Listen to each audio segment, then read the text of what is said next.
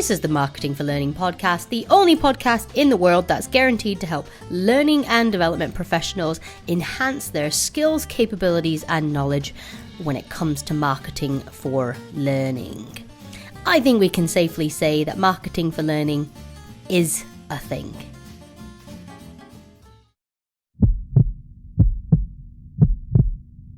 Hello, everybody. Welcome back to the Marketing for Learning podcast. You're joined by me today, Ashley Sinclair, and I have an incredible guest and very good friend of mine, Josh Novelle, joining us today. Josh Novelle is the VP of People Experience and Insight at HSBC, which is a pretty good job title, I gotta say, Josh. I love that. And I'm really excited to speak with Josh today because we've known each other for a couple of years now. We've worked on a couple of projects together as well, actually. But just want to talk with Josh really about the future of learning, what's kind of going on, what we're seeing changing and shifting in terms of business dynamics when it comes to L&D. So we've got a lot to unpack today. Before I get into that, Josh, hi, thanks so much for joining me. No worries. Thanks for having me. I know it's nice. It's nice to catch up and see you outside of a suit in my wedding. Good times. So obviously, as I said, I've introduced you, VP of People Experience and Insight at HSBC. That seems like a kind of like top end part of your career. Have you been in L&D a long time? Can you maybe, for people who aren't familiar with who you are and where you kind of come from, do you want to just give us a bit of an oversight as to your tenure in L&D and what you've been up to so far? Yeah, no worries. So I can go right the way back really, which is started off as studying welding and things like that because I was a hugely kind of hands-on practical dude. So I thought that was going to be my career, kind of hanging from the bottom of bridges and down oil rigs and stuff like that. But clearly, life had a different way of going, and I stumbled into an L&D career before I even really knew that L&D was a thing. So started working for engineering firms where you had management really focused on quantity and engineers really focused on quality. So became a sometimes coach, sometimes physical referee in those conversations. And actually, that's where my L&D kind of career and interest really started from. That evolved into moving all around the country, working for various organizations in various roles, but always from a kind of coaching perspective. And being a bit of a techie by heart, I eventually got attracted to the world of learning technologies. Spent several years in that place for large-scale retailers across the UK and Europe, and then moved on to the supplier side, where I bounced around a few suppliers, spent a couple of years, a few startups, a few well-known brands that I won't name drop here because they're not paying any publicity to you. So they can fork something out if they want the publicity for it, or you can just scroll down my LinkedIn a little bit. It's not really that sensitive. And then over the last couple of years, I've really been focusing on what you said earlier on. It's like, what's the next evolution of L&D, at least in my mind. So I've gone from very specific L&D roles for the likes of Deloitte, BP, as well as then moving into the entertainment space. I spent a large tenure with Warner Music Group, where my L&D kind of career evolved into a talent, and then evolved again into what I kind of coin now as people experience, which I know it can be quite a catch-all title that I don't really think's been defined. But yeah, decided to move from the entertainment industry into big banking with HSBC to really kind of help them shape what does people experience mean for them. And it's a really exciting role. Yeah, and I mean, just interesting as well, like the shift in different industries. I bet you're like having to kind of adjust between even like Deloitte, BP to Warner, then back over to kind of more very corporate environment. I would expect at HSBC. That, again, like how L&D is done and how learning's done in those businesses must be quite different as well. So constantly learning and adapting. I guess that's the world we live in, isn't it? It is most definitely. Yeah, you've got to just keep looking at what makes sense for this business that I'm in. And I think that for me is something that I sometimes don't see as much as I think we should in the L&D organization, because there's sometimes I think this is how learning is done, and actually it's like, no, you've got to figure out the tides of the organization you're with before you can start doing anything about it. Yeah, I couldn't agree more, actually. And, I that comes up a lot when I do discovery and speak to employees. Like, no one's really talking to employees. There's just a lot of assumptions being made about how things are done and how people feel and what people want. And Or it's how they then should be again, sometimes is the funny indeed, one. yeah. Yeah. Or like, well, the expectation, I think we conflate like our wants and needs as a learning function with what people want and need or their expectations and think, well, I think we're quite self-entitled and a bit self-important sometimes. Like, but I think aligning with the business is exactly where we need to be heading and almost precisely what we're kind of trying to talk about today, which is essentially how L&D's role is evolving within the remit of the wider business offering. And I guess what kind of prompted me reaching out to you initially was I'm not really sure what prompted me reaching out. I think you must have posted something on LinkedIn, but I've been seeing, so I've worked with a couple of large enterprise clients recently, and I'm seeing more and more where L&D is no longer operating in silo. And instead they've become, and I said this would happen in a podcast long, many moons ago. We're gonna become a part of a wider people function. And that seems to be what's occurring. I don't think it's to our detriment. But I'm seeing a lot of organizations where L&D is now part of people slash HR, culture, the employer brand and the EVP, maybe even internal comms is all kind of getting wrapped up into this kind of people experience type idea. And obviously, I guess, especially with your current role and remit, are you would you concur? Or are you kind of seeing a similar thing in terms of how L&D is being pulled out of this like traditional learning role per se, and is looking at the bigger lens of actually how does learning impact the business, but also how does it work with other functions to actually get business results? Yeah, I definitely think so. And it's really interesting because I think it really varies per kind of organizational style and size. So, like the smaller organizations that I've worked with over the years and things like that, they were very much focused on like, oh, we just need an L&D person. And actually, Mm-hmm. in the end, they realized that, hang on, we actually need someone that can do many things within a HR spectrum, and learning just has to be one of the tools of their disposal. So someone that knows what is a successful learning course look like when it comes to a design perspective. How should it work? How should it function? So you can't be blind in that area. You need to have a notion of should this be something delivered virtually based on some really quick and easy questions, but you also need to have that whole conversation that we saw coming out starting about 5 or so years ago, that learning and talent functions or recruitment functions seem to suddenly just be kind of absorbing Mm. together. And I think that's something that it's the start of that ball rolling, where they're starting to see that whole, how do we articulate our value back to the business? Oh, it's a build buy conversation. And it's we need these skills, we need this offering in the organization. Do we build it or do we buy it?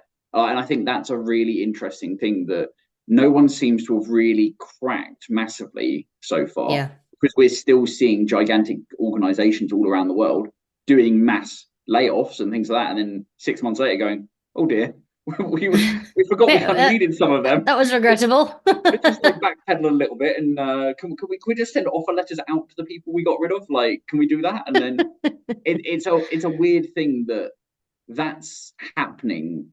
And I don't need to like even name names. Like, you can literally Google it and you can see like all these big inspirational organizations that people used to say, oh, that's a job for life, even with our kind of tenures and things like that.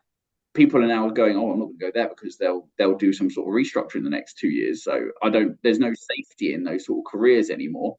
Um, but I think it's because, taking it back to your question, I think that only really large organizations like ourselves will have learning specialists, but I think they will be eventually led by people that are looking far more broadly across the kind of the talent, the people capability agenda, whatever you want to call it, around actually what does this mean for us as an organization. And HSBC is well known that they've leaned very heavily into the skills philosophy and the skills mindset. So it's actually a very much, how does skills fit into these pieces, and that enables that whole build by conversation, that they're still on Hmm. that journey. And I think every organization that says we're a skills based organization is still on that journey. I've not heard of any organization yet that has cracked and nailed that from every single one of the HR pillars and HR totems.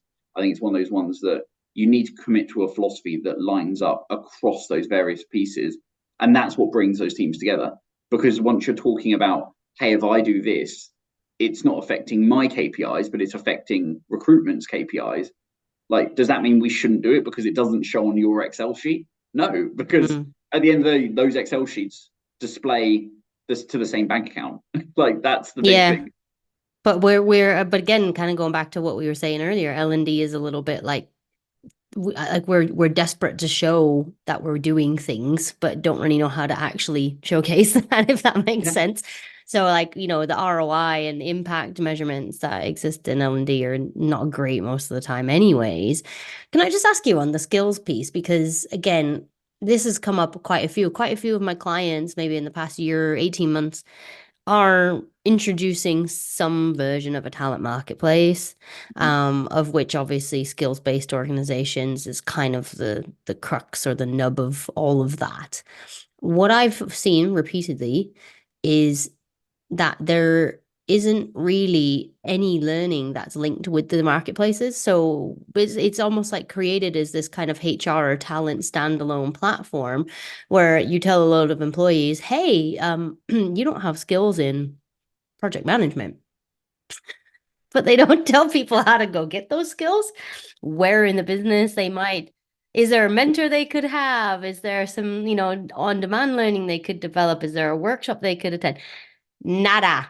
And some of them do have the vision to eventually evolve to that, but they're rolling these systems out to employees, global, like, hundreds of thousands of people with this as the experience. And I can't help with my marketer's hat thinking, that's going to be a terrible first impression.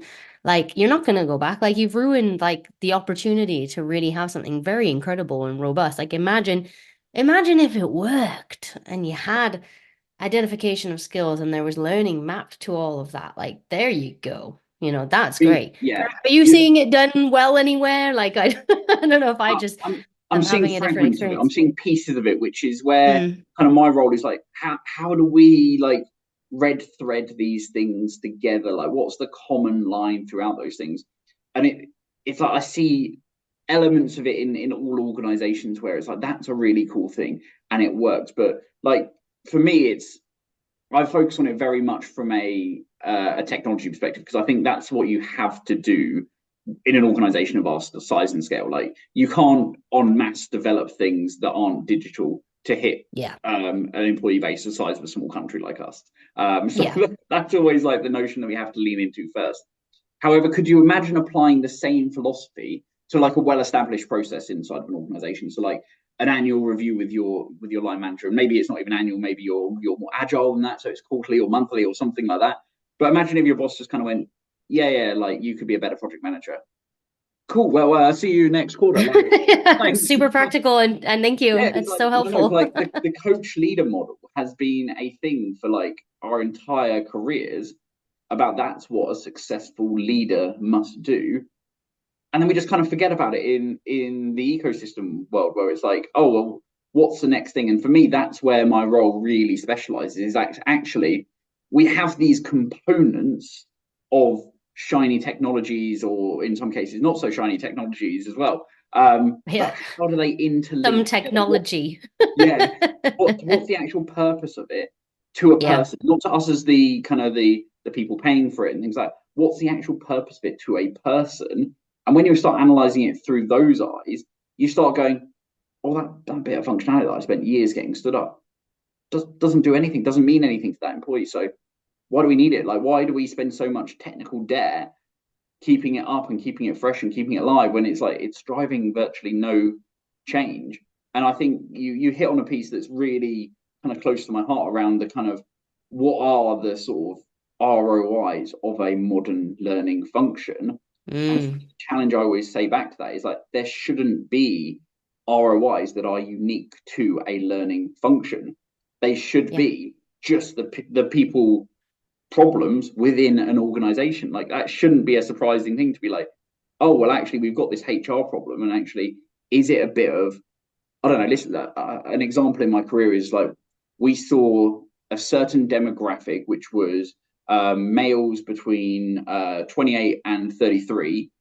There was a huge dip that they were like the highest volatility for leaving us as high potentials within an organization. And we started being like, actually, what's the driving force underneath this? And you could see how a lot of kind of, at least I think a lot of learning professionals will immediately jump to, oh, let's create a course, let's give them opportunities, let's show them development and stuff like that. And actually, like, no, do focus groups. And a lot of them were leaving because parental leave for males was the bare minimum two weeks off. And they were like, I've barely caught up on sleep, let alone my partner during that time. Like, Yeah, yeah, yeah. that's barely like medical recovery time. And yet I still see it touted as like, oh yeah, like minimum that. And that's in the UK, like, let alone rest of the world type thing. So actually, Yeah. there is an educational piece, because it could be a piece of, yes, we do have that as the pat leave, but what about the shared parental leave policy? So there could be an educational element within that, but fundamentally, it's like that could be a policy issue that then you need to educate out the change, because that, I think that's why you and I have talked so much, because it's like the communication and the marketing of the learning can, in some cases, if you do it well enough, usurp the actual need for learning itself, because you're simply Yeah. explaining it well enough that it's like you don't need to have a whole course explaining the policy refreshes. You can just do like a really jazzy piece. At the end of the day, communication is about educating people on something new, whether that's Topshop saying, look at these t-shirts that we've got, or whether it's like IKEA saying, look at these cabinets. Sorry, you can tell I've moved house at the moment, so IKEA is around me, and I'm pretty much living the blue bag dream at the moment. I got the meatballs. That's Yeah, good. that's the freezer full at the moment. Um, but like, that's it for me. It's like, just apply the most surface level simplistic thinking of, would this make sense to, I don't want to say like the lowest demographic, but the person in your organization. I always say, like, for me, is like, would this make sense for a 16-year-old cashier that this is their first job, probably out of school slash some college? And then would it make sense for the CEO of some other major corporation that we decided to do some massive M&A process with and decide to absorb into our organization? And if the answer is no from either of those perspectives, maybe rethink what you're doing a little bit and go, well, how do we do it? Do we need to do separate messaging? Do we need to do something here? Do we need to do different offerings? And L&D can be an output of that. But you see how the thinking doesn't start with L&D. So if you give it to an L&D person, they're going to naturally be looking for L&D solutions. Or you give it to a Yeah. talent person, they're going to be looking for recruitment solutions. You give it to a technology professional, they're going to be looking for technology-driven solutions. And it's actually about trying to find that middle ground and that balancing act between all of those pieces. For me, that is what people experiences. Yeah. So you need someone. I mean, I have no idea what your remit actually is, so I'm gonna make like wild assumptions here. But you need someone like you, or someone who has like a bird's eye view over all of those functions, to actually understand. It's almost like you treat business problems like a project, and you pull in your SMEs across the business to deal with that project to solve the problem. So yeah, we need someone from learning to help with this element of the business problem, someone from tech to do this. And that removes all the politics of the self entitlement, justifying our jobs. Like, I see that a lot, like people keeping themselves busy to justify their jobs and their existence. And I couldn't help but think when you were talking, and I've had the debate on LinkedIn, like, could comms fully replace L&D? I don't think so, but I think there are absolutely validity in the education piece and communications, and how those two things very widely overlap. Question for you. Based on what we were just saying there, is L&D an essential function for a business? Let's talk just enterprise, just obviously, I think that's kind of where we are mostly discussing, but is it a vital function these days? It's a really interesting question, and I I do struggle with that sometimes, and I chew on it an awful lot when I look around at kind of colleagues or peers, or when I go to events, and I kind of go, what is this really doing for us? Mm, For me, the first caveat is, I don't think L&D means the same thing to all people. Like, you go into an organization, you can meet a head of L&D that is very much focused on what I would traditionally call like leadership development pillar, and like, that's it. Like, there's nothing else outside of that, okay, happening. You can go in some organizations and actually there's a piece around It's just simply the bare bones of onboarding and offboarding, and it's very much tacked into the process pieces. So sometimes, like in different size organizations, L&D means a very different thing. So that's the first thing. But if I was to Yeah, look and at it you've kind of, forgotten compliance as well, right? Like, I I was going mean, to say most. that's the big deal for me. It's like I see every single part of HR, in fact, not just HR, any part of any business needs to be able to talk about what they do in one of two ways, in my mind, which is how are we defending the business, first of all, and that can be, to your point, where the compliancy pieces sit. But how many compliance courses do you know that then at the end of the year they go, hey, we didn't get fined, unlike our competitor over there. Can we take a slice of that pie because we think our educational campaigns contributed towards us not doing that thing that led to that issue there? And then the other part, the second part of the coin for me is, what are we doing to either enhance or create new revenue streams? So protect the money, create the money, and enhance the money. Like that's literally it across every single part of every single organization. That's what marketing has to drive. That's what operations has to drive. And for me, that I think I'm probably being quoted to death on this one, but it's someone tagged me in the quote the other day, and I don't realize I said it this many times, but it's the whole seat at the table conversation. I hear it constantly, not just from L&D, but from HR, from finance, from all these different pieces. We don't feel we've got an adequate seat at the table. And I always say, like, well, what is the table? Describe the table. And it's like, well, it can literally be the board table. Sometimes it's literally like they are physically talking about the table that people virtually and in person sit around. Sometimes it can be the club, the in crowd, the decision makers, the influencers, these sort of things. But when I kind of take it back to like, what is the table? It's like, well, what's their conversation? And like let's say it's the boardroom or something like that. Like let's go around. So you've got the various C-suite opportunities. You've also got the investors, you've got the chairman, you've got all of that kind of compliancy stuff there. So I won't go into that too much, but let's go into like the internal pieces of it. Okay, so let's say the C-suite. Like, okay, you're going to have a CEO there. Great. What's the CEO's main prerogative? It is value for the shareholders, whether that be external on like investment boards or whether that's on the market, floating on the market, or whether that's simply the internal shareholders themselves because it's maybe some partnership or something like that. Like, so at the end of the day, let's break that down to its simplest thing. What's the CEO really interested in? Value. Value equals money at the end of the day. Okay, Yep.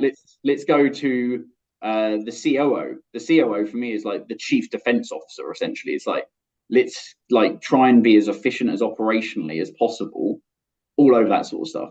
The CMO in some organizations, the marketing officer, it's like that's all about promoting and enhancing and showing new avenues of revenue, is shouting about what you've done to try and be the mouthpiece of that funnel there. And then you've got what, the CFO? Well, I don't think we really need to go in depth in that one because the F is in the title. It's the finances. And then how many L&D talent or HR? So I'm going on those three levels because that's normally how it's structured inside a lot of organizations. How many of them talk about the finances? Mm-hmm. Very, very few. They were more like, oh, well, I've got this money on an Excel sheet and I spend that to zero. There's no, well, what did they do? No one ever has to replay that back into the business. And I always find that that's a bit troubling because you have, in the marketing world, you have campaigns and there's analysis on those campaigns of what worked well, what didn't work well. And they learn a lot off of that. Have you ever seen that sort of thinking applied over in L&D?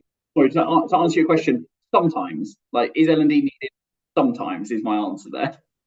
Yeah, and I think it's a fair one really because I think it's whether I think sometimes as well it's like what the organization wants from L&D because and I wrote down when you were talking like we often don't understand our purpose. I think like it's always because I'll ask this question directly to my clients oftentimes, what are your goals? What are you trying to achieve as a learning function?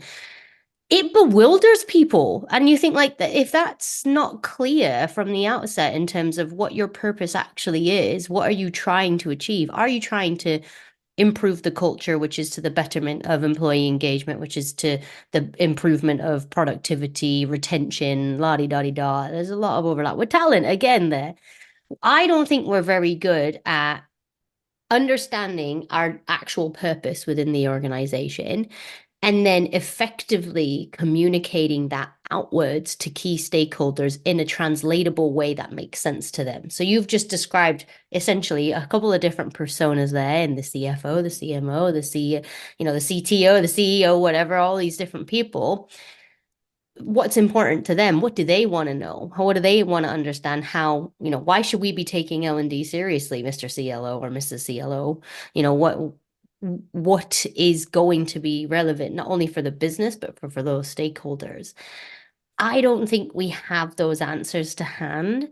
Never mind granular impact data around performance, impact, behavior change. I feel like and this is, I think, why we end up getting brought together into these bigger collectives, because the identity of L&D and the purpose of L&D becomes overlapped with other functions, because we don't have a strong sense of identity, I don't think. Like we really want learning to be important in the business, but we're not always really sure exactly why.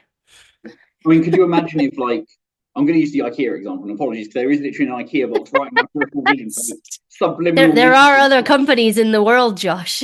Could you imagine, though, if their CMO's main target was like footfall? Like nothing else, just footfall, whether that's on their omni-channel approach, so it's like it's their website or their retail stores. It's like yeah, but all these people just walk in, look at a lamp and go, oh no, thanks, bye. Like, oh yeah, but marketing, oh yeah, we've done our job. Like, no, like they care, and like I can't remember the exact terminology, but it's the translation, it's the conversion, isn't it? That it's the actual kind of no, they've got to go through the entire journey. So marketing's caring about a journey there. Learning's caring about, I want more people to click my thing. Yeah, or I want more people to learn, or I want more people to go to the platform.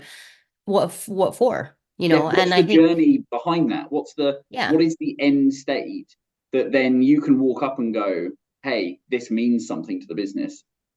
And it's not, and to the people within it. Stop at, I flew 12 execs out to Mexico and had a wonderful time. Like, no, that's not the end state. What the end state is the insights part of the employee experience and insights, because without the insights, it can't be that cycle. It's got to loop back round. And to do that, you've got to have a hypothesis up front to say, I think this thing will do that. Yeah. Test it, try it. And then if it doesn't work, retire it very, very quickly. But we sometimes get wedded on not being able to try stuff quickly and easily. And I think that's because sometimes we, especially in the L&D industry, but also in the talent industry, there's a lot of vendor-led thinking that's like, oh no, this vendor can do it. And actually, I kind of see it a bit differently. There's the infrastructure that enables you to do the things, and then there are the things that you do. And sometimes those things become really murkily intertwined, where people kind of say like, oh yeah, I would do some great learning or some great recruitment, but my platform is not right. And it's like, that might be true some of the time, but essentially you're saying I can't drive my car faster because of the tires. It's like there's much more likely there's how you change the gears, there's your acceleration, there's your risk for appetite there as well. Like there's many other factors in, rather than just wheels bad, gotta swap wheels out.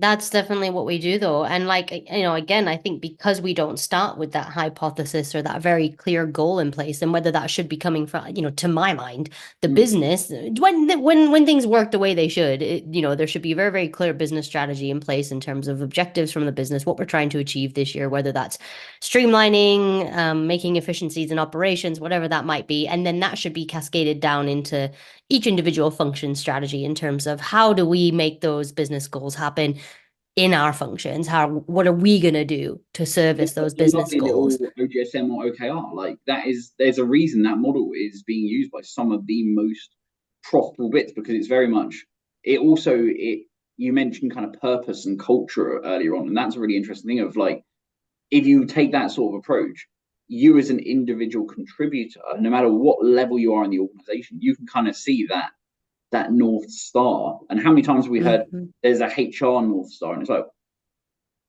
okay, like, can we just make that metaphor a bit? Because the whole point of the North Star is there's one of them. Like that, it isn't. There shouldn't be a one HR North Star, and then somewhere over there, somewhere over there next to Pluto. That's finance's North Star. They're like, no, no, no. There should be a singular. Everything should be wrapping up like a very, very clear pyramid or cascade. And I don't, again, I think I mean, I don't know who said that. It makes me feel a bit unwell, but it's the first time I've ever heard it. But I totally, it's such a great example of exactly how we think. It's the self-importance thing. And actually, we are serving the business. That is our role. And somewhere along the line, what that what we do has changed to the cost center thing, and we just need more tech, and we need to I think we've almost like gotten so ahead of ourselves in that, like, oh, we've got this now, and we've got this now, and we've got this now, and we've got this now. Like, oh, well, we've got our LXP, but we've got a crappy LMS, so we've got an LXP that sits over the top of that. Those are a bit rubbish. And then we had loads and loads of like crappy content. So we've gotten rid of that, and we brought in a few content libraries, and that's great. But no one really knows. Like a client of mine at the moment, they've got a few different course libraries, and they all do different things. So I can see why they've procured them, but the employees have no idea. They But don't understand why they need to go to Udemy over Coursera. What do those two things offer differently? And so, should an employee know? So for me, this is where I bake. So I've had a very valid. internally. So like, what if an employee articulated their annual appraisal goals or something, and having worked with their manager and their coaches or their mentors internally, so if you've got those good things, they should be some really robust written goals that in turn, beautiful if they're linked to OKRs and OGSMs, etc. Even better if you've got some sort of generative AI writing assistant to help you write them in a way that's readable and tangible and measurable, etc. So all the smart goals there where it can prompt you and do that sort of stuff. What if after you've done all that sort of stuff, and I'm talking proper green fields, kind of blue sky thinking there, what if then you had something sentimentally analyze your goals and recommended you the right learning because of it? So it went in and said that algorithm knows Coursera does this, LinkedIn does this, Yeah. does this, and it fishes the best bit for you based on where you are in your career and where your knowledge levels are today. But this is why I don't really kind of refer to myself as a learning professional. I haven't for many years. I'm more probably traditionally in like the HR tech and employee experience space now, which is like, actually, that's a far more powerful marketing channel rather than hey, here's your weekly email of things you might find interesting. What if you got hey, Ash, here's your weekly email of things you might find interesting based on your goals, like based on that. And then when you've done them, some nice little integration work to say, hey, like, you wanted to be a better project manager, you did some stuff on it, whether that's on-demand pieces or face-to-face or facilitated events, or whether that's you went to some networking events, or you applied that on a project or a short-term gig. That's all data that exists. Hoover that back in and put it against someone's annual appraisals, that at the end of the year, they're not scrabbling through their inbox going, where's that email that I got told well done for this thing that I can print out and put into a little folder that in the end I generally don't end up using the folder. I just end up having a chat with my manager a good chunk of the time.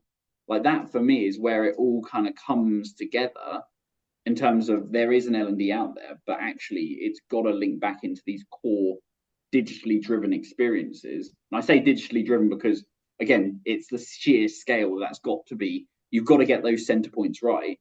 If not, you just end up with stuff, and it's stuff for stuff's sake as well. Yeah, stuff everywhere that has no kind of logic underneath it. And I think the tech you've described sounds sensational. I don't think it exists, and that's the problem. Because again, marketing tech is so sophisticated, and we have behavior-based interventions and algorithmic approaches to, again, you got to do a lot of work in the back end to build that stuff out in the first place. But once it's done, my God, automation just runs and it does its thing for you. So it's a big kind of top load investment. That's a hypothesis. We've got a hypothesis that if someone has stuff left in their bag, if we send them a voucher, they might come back. Okay, that's like, everyone's seen that, and a lot of people are like even sometimes manipulating that sometimes nowadays, but it's like, that's a real kind of thing. Like, what if we did something that was like, hey, you've been identified as high potential because of this and this, and because of that, here's the learning opportunities based on it. Like, not a big thing to do, right? Yeah, but it's cumbersome. So, like, relevancy of learning is probably one of the biggest issues that comes up when I speak, again, when I do discovery and I speak to learners. It doesn't matter the company, the industry that they work in, or even the size of the organization. Most of my clients have some sort of learning tech stack of what I've just described. There's a system and a platform in place. There's an intranet. They have a lot of content libraries.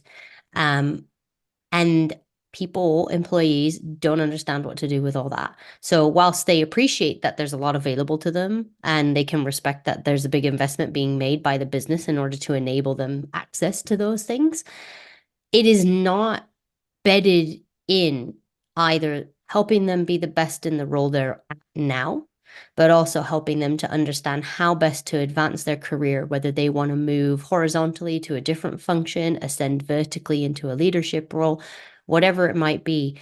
There seems to be a distinct lack of curation, pathways, guidance, and steer in terms of here is our product. Mhm. This is how you use it. Instead, there's this assumption that everyone gives a fuck about learning. Pardon my French. I'll probably beep that out. And therefore that self-importance piece feeds into all that instead of like, the education stuff that we talked about earlier when you're saying comms could replace educating people, like that change process and stuff. Again, I see a lot of the time managers being this massive blocker between learning because they themselves also do not understand what learning is available, how they can facilitate and support conversations around learning, what they should be recommending to their employees on, and even things like I said to one of my clients, like, what if we just had like a 5-page PDF, which was like the 20 top skills that identified in this business that are really important, and a curation of 5 different pieces of on-demand learning that you could direct people to. That'd be so useful, even though it's still basic as hell. Thinking back to what you said, but basic is not bad. Like that's a big thing in my. No. It's like simplicity is great, okay. But one of the things you just kind of said is oh, the learning doesn't make sense to the people, and I'm like, because the learning shouldn't ever make sense to people. There shouldn't be a learning proposition. There should be a people proposition, and Mm. learning is part of it. So that's why I'm trying to say like that's where people experience it. It's actually like learning is in there, but and learning is an essential part of those journeys. But if and this isn't just an L&D thing, like all of these sporadic pillars, if they don't interlink, they will be like the next thing that someone looks at and goes, well, why don't we just cut that off? Like we've seen famous examples. I think it was ByteDance a couple of years back, and I mean they're probably a bad example with everything going on in the US at the moment for them. But they literally culled a good chunk of their L&D offerings, and the people that survived, the people that made like the compliance learning, because they were like, no, we can't touch that, because Yeah. they clearly understood the value to it, because they were like, no, our insurers want it, our regulators want it, like we don't touch that, but all of this cut tomorrow. Thank you very much. See you later. That's a scary thing. So for me, I'm preaching this message, and it may sound a bit kind of like woe is now, but it's like I want these people to have sustained and fulfilling careers, but we've got to move with the times. We can't be there going, well, let me tell you about my latest school course. Yeah, absolutely. Josh, I could literally talk to you for another hour, and I've just checked the time, and I know we have a hard stop at Flown 11. by, So, hasn't it? absolutely. But I think that's a really good parting sentiment, which is, this isn't realigning and recalibrating what we do in learning, whether that is becoming a bigger people experience piece, servicing the business better and aligning better to business goals. That is the future because that's where the demand is going to come from the business. And if we don't do that, budgets will get cut, functions will get called, and we will become something much lesser than what we are now. Yeah, completely agree. Yeah. Oh, mate, honestly, thank you so much for your time. I think we'll have to reprise this at some point. But seriously, thank you so much. I know you're really busy. So people can find you on LinkedIn, obviously, I'll pop your LinkedIn in the show notes as well. So if they want to dig in with anything that we've discussed It's today. down there somewhere, is it? Like that. There we go. Do the YouTube thing That's where it's it. the like, describe, and there's something in the comments there. There you go. This is a podcast, right? I mean, I know we've got video on and all, but I always forget that. I always forget. We do occasionally put it on YouTube sometimes, depending on whether I do anything with the video. I need like a video description to be like, he is pointing at the bottom of the screen now. Yes, all right. That's it. That's like alt text for audio. All right, mate. Thank you so much for your time. I'll let you go. Honestly, Josh Novelle, VP of People Experience at Insight HSBC. Thanks so much for your time. No worries. Thanks. See you later. See you later, mate. Bye.